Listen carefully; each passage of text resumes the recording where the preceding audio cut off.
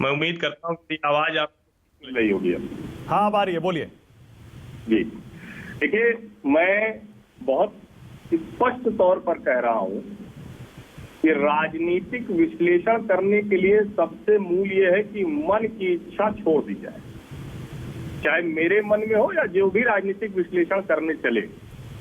अब मन की इच्छा मतलब हम ही कहें कि अच्छा नेताजी लोग बैठ लें, अरे ये सारी पार्टियां मिल जाती तो बड़ा मजा आ जाता, अरे मोदी को हराने के लिए कोई ऐसे बात कर लेते, अपनी महत्वाकांक्षा कम करो भाई। अरे भाई, इसके सबके लिए पार्टियों में कोर कमेटी होती है, नेता होते हैं, एआईसीसी है, सबकी अपनी पार्टी होती है। दिख क्या रहा है, दिख क्या रहा है वो ये है कि खड़गे जी को भी आप नाम लेंगे तो सिर्फ इसलिए ले रहे हैं कि चलो ठीक है भाई, मोदी पिछड़ा है तो चलो एक दलित ले आते हैं। यानी दलित को नहीं ले आते हैं, मोदी पिछड़ा है और पिछड़ों का एक नेता देश के प्रधानमंत्री की कुर्सी पर 10 साल से है। गुजरात में 1.5 दशक था, अब यहां 1 दशक है, तो पिछड़ा नेता बर्दाश्त नहीं होगा। क्यों?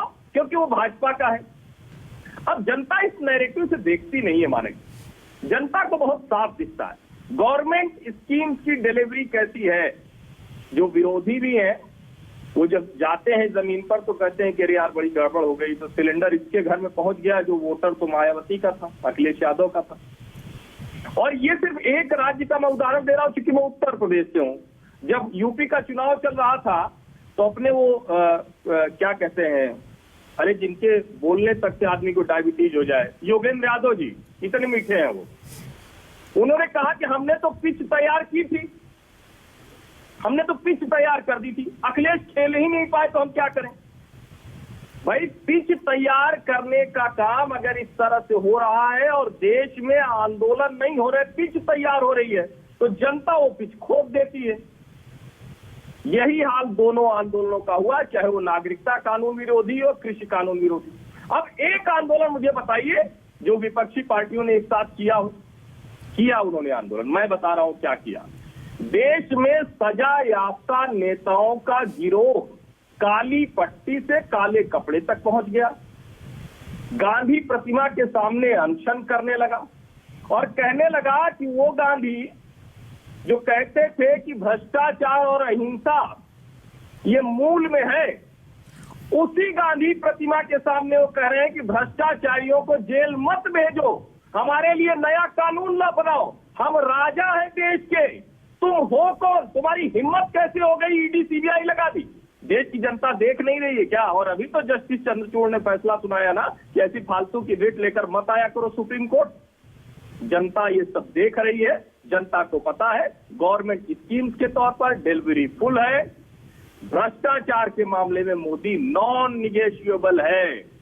आपके लिए और दूसरी चीजें होंगी लेकिन मोदी के लिए भ्रष्टाचार पर ओके, ऑल राइट, मैं समझ गया। हर्ष, देखिए, आपने नंबर पे बात नहीं की हमसे, और कठिन तो है क्योंकि नंबर पे जब आप बात करते हैं तो फिर सीधे सीधे ये बात होती है कि आखिर आज की तारीख में जब अभी करीब करीब 10 महीने के आसपास बचे हुए हैं चुनाव के लिहाज से, तो फिर आप कैसे भविष्यवाणी कर रहे हैं। तो ठीक बात है, भविष्यवाणी हम में से कोई नहीं कर सकता, लेकिन 2-3 मोटे मोटे पॉइंट्स हैं जिससे राजनीति को मैं समझता आ रहा हूं। और पिछले कुछ समय से जब से हम आप टीवी पे मिल रहे हैं या जितने लोग मुझे जब से सुन रहे हैं, तो तब से वो जानते हैं कि मैं किन आधार पर भविष्यवाणी करता हूं। और मुझे इसमें कहने में संकोच भी नहीं है कि राजनीतिक विश्लेषक करता तो भविष्यवाणी ही है, बस थोड़ा सा उसका कहें कि वो इंटेलेक्चुअल दम होता है कि वो कहता नहीं बाकी सब भविष्यवाणी करते हैं, हम तो एक बहुत कमाल का काम कर रहे हैं। तो वो कमाल का काम मैं भी करता हूं। 400 का आंकड़ा बहुत कठिन है। हाँ। के लिए अचानक अब और बहुत चाहिए, नहीं, नरेंद्र मोदी के करिश्मे में, नरेंद्र मोदी के जादू में कुछ और बहुत कुछ जुट जाए तो शायद 4 तक जाते दिखे। लेकिन 300 के नीचे भारतीय जनता पार्टी किसी स्थिति में नहीं जाने वाली है, ये आज की स्थिति में मैं कह रहा हूं।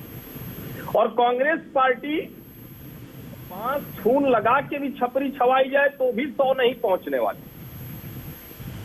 जो विपक्षी दलों की एकता है, दरअसल यही मूल गड़बड़ बात है। एकता का सवाल ही नहीं है भाई। सारे लोग गिरे पड़े हैं, हाँफ रहे हैं, 4-4 राउंड लड़ने के बाद पसीने से तरबतर है, कोच पानी पिला रहा है, सामने एक खड़ा है मुक्केबाज, खड़े होते हैं, मुक्का धाए से मार देता है, एक पंच पड़ा, गिर गए। कह रहे हैं कि जो सारे लहराए लटपटाए गिरे लोग हैं, मेरे मन की इच्छा है कि दैवी चमत्कार हो जाए, बाबा साधु जैसा कुछ चमत्कार हो जाए, सब खड़े हो जाए और मोदी को मुक्का मुक्का मारने लगे। राजनीति ऐसे होती नहीं है। एक समाज कैसे सोच रहा है? क्या देश में राजनीतिक लिहाज से सत्ता परिवर्तन की रंच मात्र इच्छा दिखती है? नहीं दिखती है।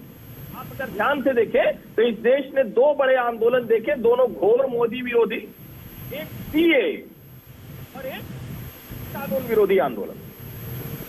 दोनों आंदोलनों में एक तरह का तय वर्ग आया। एक में जहां मुसलमान आबादी वहां शाहीन बाग हर मोहल्ले में बन गया। दूसरे में क्या हुआ?